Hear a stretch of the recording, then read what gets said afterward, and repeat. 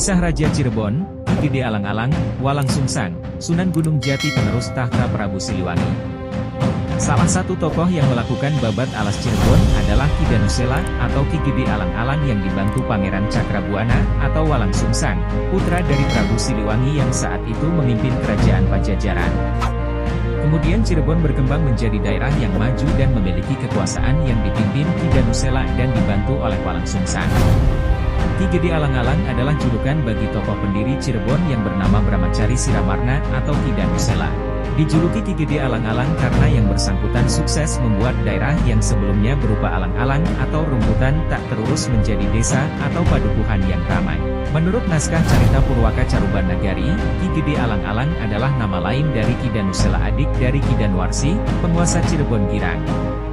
Desa atau padukuhan yang didirikan Ki Gede Alang-Alang itu kelak dikenal dengan nama Caruban atau Cirebon.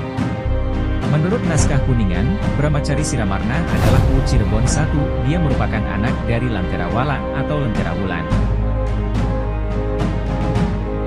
Selain dikenal sebagai Ku Cirebon I, Ki Gede Alang-Alang juga dikenal sebagai Kepala Pelabuhan atau Syah Bandar Pelabuhan Muara Jati. Ki Gede Alang-Alang memiliki seorang putri yang bernama Kencana Larang atau Nyi Mangusari. Putri itu kelak menikah dengan Pangeran Walang Sungsang. Pada mulanya Ki Gede Alang-Alang penyembah berhala, tapi selepas berkenalan dengan Walang Sungsang dia menjadi tertarik pada agama Islam. Kala itu Pangeran Walang Sungsang menggunakan nama Abdullah Iman. Dia menyembunyikan jati dirinya sebagai anak Raja Pajajaran. Abdullah Iman lebih memilih menjadi manusia biasa. Dia berprofesi sebagai nelayan pencari rebon dan pembuat terasi. Setelah beberapa lama berkenalan dengan Abdullah Iman serta mengetahui ketinggian akhlak dan budi pekertinya, Ki Gede Alang-Alang makin mantap dengan pemuda itu sehingga Ki Gede Alang-Alang mengawinkannya dengan anaknya. Wafatan Ki Gede Pangalang-Alang. Alkisah ketika Ki Gede Pangalang-Alang sudah masyhur sebagai Ku Cirebon, tak lama kemudian ada seorang santri entah dari mana, dengan tiba-tiba ia datang, menghampiri rumah beliau. Ia seorang santri Gunung Jati, ia menitipkan sebuah tas karena ia hendak menghadap Syekh Nurul Jati, lalu tas diterima olehnya, santri tersebut menuju ke Gunung Jati. Lalu Kiku memanggil Putri Rara Santang seraya berkata, "Nak, ini tas simpanlah baik-baik, tadi ada seorang santri menitipkan tas ini." Tas diterimanya oleh Rara Santang. Kemudian Rara Santang masuk ke kamarnya, lalu ia buka ternyata ada sebuah cupu hijau yang berisi air cahaya atau irtanur. Ia tak sabar lagi untuk meminumnya, ia pun meminumnya sampai habis karena dahaga, lalu tas tersebut ditutup kembali dan ia simpan seperti semula.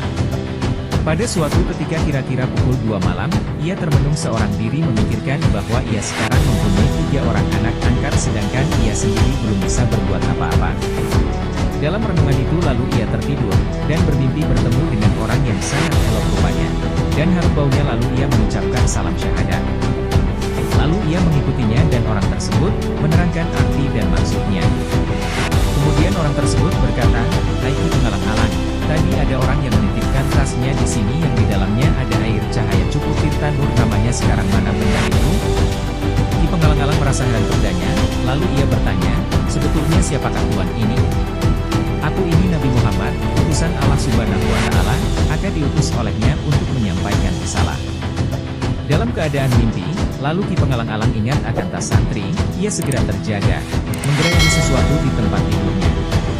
Dengan tergesa-gesa ia memanggil Putri Rara Santang dan bertanya, "Hai nak, tas titipan santri yang berisi cupu irtanur, sekarang diminta oleh Kanjeng Nabi Muhammad Shallallahu Alaihi Wasallam dan aku diberi wejangan tentang 2 kalimat syahadat." Lalu sang putri menjawab sambil di tangannya membawa tas.